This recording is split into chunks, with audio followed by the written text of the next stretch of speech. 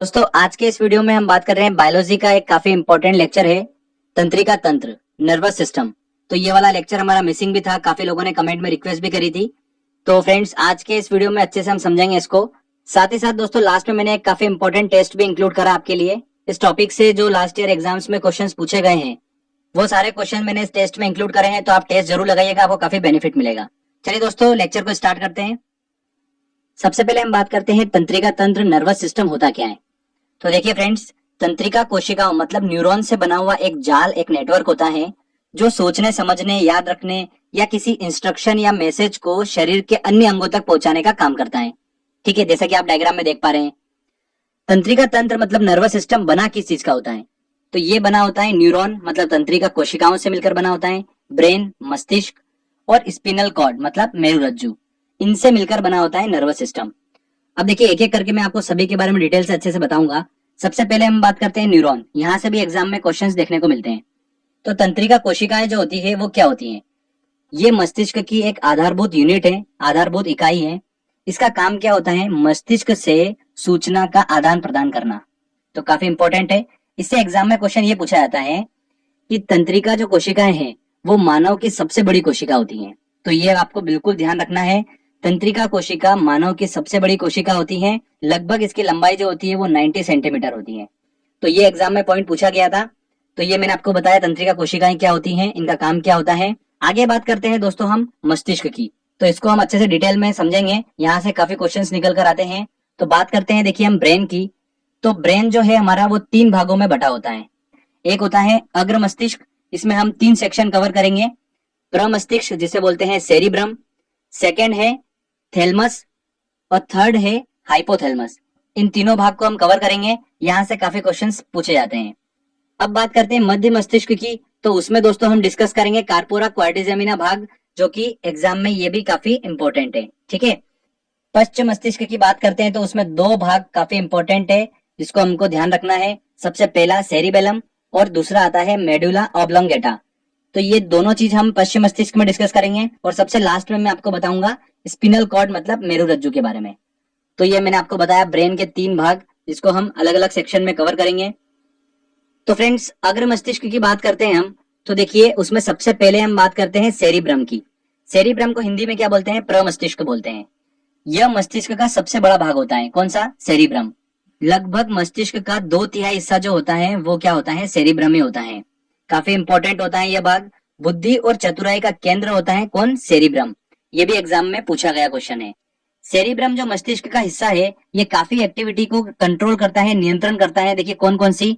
बोलना, सूंघना, प्रेम, भय या किसी चीज को समझना, सोचना, याद रखना, ये सब जो एक्टिविटी होती है इस सब को कंट्रोल कौन करता है? सेरिब्रम करता है, मस्तिष्क का ये भाग करता है। तो ये मैंने आपको बताया काफी इंपॉर्टेंट है, यहाँ से भी काफी क्वेश्चंस निकल कर आते हैं। आगे बात करते हैं देखिए अग्र मस्तिष्क का एक और भाग आता है थैलेमस। मस्तिष्क का यह भाग जो होता है ये दर्द का अनुभव कराना, ठंडा या गर्म की पहचान करने का कार्य कौन करता है? थैलेमस करता है। अग्र मस्तिष्क का अगला भाग आता है हाइपोथैलेमस। तो यहाँ से भी काफी क्वेश्चंस बनते हैं। अंतःस्रावी ग्रंथियों से निकलने वाला हार्मोन जो है उस पर नियंत्रण, कंट्रोल करने का काम कौन करता है? हाइपोथैलेमस करता है। साथ ही साथ भूख लगना, प्यास, ताप पर नियंत्रण किसका होता है? हाइपोथैलेमस का होता है। तो ये वाला क्वेश्चन भी एग्जाम में पूछा गया था, भूख, प्यास, ताप पर नियंत्रण किसका होता है? तो हाइपोथैलेमस का होता है। ये बताया मैंने आपको अग्र मस्तिष्क के 3 भाग काफी इंपॉर्टेंट है, सेरिब्रम, थैलेमस, हाइपोथैलेमस। आगे बात करते हैं दोस्तों हम मध्य मस्तिष्क का। देखिए एक भाग है काफी इंपॉर्टेंट है, वो कार्पोरा क्वाड्रिजेमिना। तो कार्पोरा क्वाड्रिजेमिना जो है ये किस लिए रिस्पॉन्सिबल होता है? देखिए मैं आपको बताता हूँ। मस्तिष्क का यह भाग जो है देखने सुनने की शक्ति को कंट्रोल करता है, ठीक है, उसको नियंत्रित करता है। तो ये ध्यान रखना है आपको। मध्य मस्तिष्क का बस हमको एक ही चीज ध्यान रखना है, कार्पोरा क्वाड्रिजेमिना। आगे आता है पश्चिम मस्तिष्क। देखिए सबसे लास्ट वाला हिस्सा मस्तिष्क का, इसमें हम 2 भाग डिस्कस करेंगे, सेरिबेलम और मेडुला ऑब्लोंगेटा। मेडुला जो है ये काफी इंपॉर्टेंट है और यहाँ से 2 से 3 बार एग्जाम में क्वेश्चन पूछा जा चुका है। तो चलिए मैं आपको बताता हूँ एक एक करके। देखिए ये वाला जो हिस्सा होता है मस्तिष्क का ये कहलाता है सेरिबेलम। मस्तिष्क का इस भाग का जो काम होता है वो होता है सिर्फ और सिर्फ शरीर का संतुलन बनाए रखना। इसलिए शरीर के संतुलन के लिए कौन रिस्पॉन्सिबल होता है? सेरिबेलम होता है। आपको डायग्राम में दिख रहा होगा ये भाग कहाँ पर है। अगला भाग जो आता है वो आता है मेडुला। बहुत ही इंपॉर्टेंट है, यहाँ से बार बार क्वेश्चन पूछा गया और 2015-16 एसएससी में भी क्वेश्चन पूछा गया था। मैं आपको बताऊंगा कौन सा क्वेश्चन पूछा गया था। मेडुला जो हिस्सा होता है मस्तिष्क का ये मस्तिष्क का सबसे पीछे का भाग होता है, ठीक है। और इसका देखिए काम क्या होता है, हार्ट बीट को नियंत्रण करना, ब्लड प्रेशर को नियंत्रण करना और श्वसन का नियंत्रण करने का कार्य किसका होता है, मेडुला का होता है। तो फ्रेंड्स 2015-16 एसएससी में ये क्वेश्चन पूछा गया था कि श्वसन का नियंत्रण करने का काम मस्तिष्क का कौन सा भाग करता है, तो कौन सा करता है, मेडुला करता है, ठीक है। तो ये आपको दिमाग में रखना है। तो फ्रेंड्स ये मैंने आपको बताए हैं अग्र मस्तिष्क, मध्य मस्तिष्क और पश्चिम मस्तिष्क के सारे भाग बताए मैंने आपको। बस आपको जितना दे रहा हूं ना नॉलेज में, बस आपको उतना ध्यान रखना है। इसके अलावा आप बिल्कुल भी टेंशन मत लीजिए, ज्यादा डेप्थ में मत जाना, क्वेश्चंस इन्हीं में से देखने को मिलेगा आपको। मस्तिष्क का एक हिस्सा बच जाता है, उसको भी हम डिस्कस कर लेते हैं, वो है स्पिनल कॉर्ड। इसको हिंदी में बोलते हैं मेरुरज्जु। ये मस्तिष्क का वह भाग है जो बैकबोन तक फैला होता है और इसका काम क्या होता है वो भी हम समझ लेते हैं। रिफ्लेक्स एक्शन जो होती है, प्रतिवर्ती क्रिया, उसका नियंत्रण करने का काम किसका होता है, स्पिनल कॉर्ड का होता है। तो रिफ्लेक्स एक्शन क्या होता है, देखिए एग्जांपल आपको बताता हूं मैं। जैसे कि आंखों में कीड़ा गिरने पर आंख खुद ही बंद हो जाती है, उसको क्या बोलते हैं, रिफ्लेक्स एक्शन बोलते हैं। और ऐसी एक्टिविटी पर नियंत्रण किसका होता है, स्पिनल कॉर्ड का होता है, मेरुरज्जु का होता है, ठीक है फ्रेंड्स। तो दोस्तों ये मैंने आपको पूरा नर्वस सिस्टम के सारे भाग बता दिए हैं। कुछ इंपॉर्टेंट पॉइंट्स और डिस्कस कर लेते हैं जो एग्जाम में पूछे जाते हैं। ईईजी का प्रयोग मस्तिष्क संबंधी बीमारी का पता लगाने में किया जाता है। ईईजी का फुल फॉर्म जो होता है वो क्या होता है, इलेक्ट्रोएन्सेफेलोग्राफ, ठीक है। ये मैंने आपको रोग उपचार वाले वीडियो में बताया था अच्छे से। अगला देखिए पॉइंट, रिफ्लेक्स एक्शन जो होता है उसका सबसे पहले जो पता लगाया था वो किसने लगाया था, मार्शल हॉल ने पता लगाया था। अगला देखिए इंपॉर्टेंट पॉइंट, मस्तिष्क का औसतन वजन जो होता है वो कितना होता है, 1400 ग्राम होता है, तो ये आपको पता होना चाहिए। लास्ट में देखिए ये एग्जाम में पूछा गया क्वेश्चन है कि जन्म के बाद जो मानव होता है उसके जो नर्वस टिश्यू होता है उसका विभाजन नहीं होता है, तंत्रिका ऊतक में कोई भी विभाजन नहीं देखा जाता है जन्म के बाद से। तो बस ये कुछ इंपॉर्टेंट पॉइंट्स थे जिनको आपको दिमाग में रखना है। तो फ्रेंड चलिए मैं आपको अब 3 इंपॉर्टेंट भाग बताता हूँ मस्तिष्क के जो आपको बिल्कुल आना चाहिए। एक बार रिवीजन कर लेते हैं। मेडुला, मेडुला जो हिस्सा है मस्तिष्क का वो किस लिए रिस्पॉन्सिबल होता है, देखिए क्या नियंत्रण करता है, क्या कंट्रोल करता है मेडुला, हार्ट बीट को नियंत्रण करता है, ब्लड प्रेशर को नियंत्रण करता है, श्वसन का नियंत्रण करता है, ये काम होता है मेडुला का। अगला देखिए हाइपोथैलेमस, ये भी बहुत इंपॉर्टेंट है, ध्यान रखना, भूख प्यास ताप पर नियंत्रण करने का काम कौन करता है, हाइपोथैलेमस करता है। सेरिब्रम आता है अगला, सेरिब्रम बुद्धि चतुराई का केंद्र होता है, ठीक है, सबसे बड़ा हिस्सा होता है मस्तिष्क का ये। किसी बात को सोचने समझने की शक्ति, याद रखने की शक्ति का नियंत्रण कौन करता है, सेरिब्रम करता है। तो ये तीनों बहुत इंपॉर्टेंट है, आपको ये तीनों आना ही चाहिए, एग्जाम में इनसे ज्यादा क्वेश्चंस पूछे जाते हैं। तो फ्रेंड चलिए यहाँ पर हमारा देखिए नर्वस सिस्टम जो है पूरा कंप्लीट होता है, तीनों भाग हमने अच्छे से डिस्कस कर लिए हैं। अब बारी है टेस्ट लगाने की, चलिए टेस्ट लगाते हैं। देखिए दोस्तों पहला क्वेश्चन है, मस्तिष्क के किस भाग में भूख लगने और भोजन से तृप्ति की अनुभूति करने का केंद्र स्थित है, किस भाग में स्थित है, ये मैंने आपको बताया था हाइपोथैलेमस में।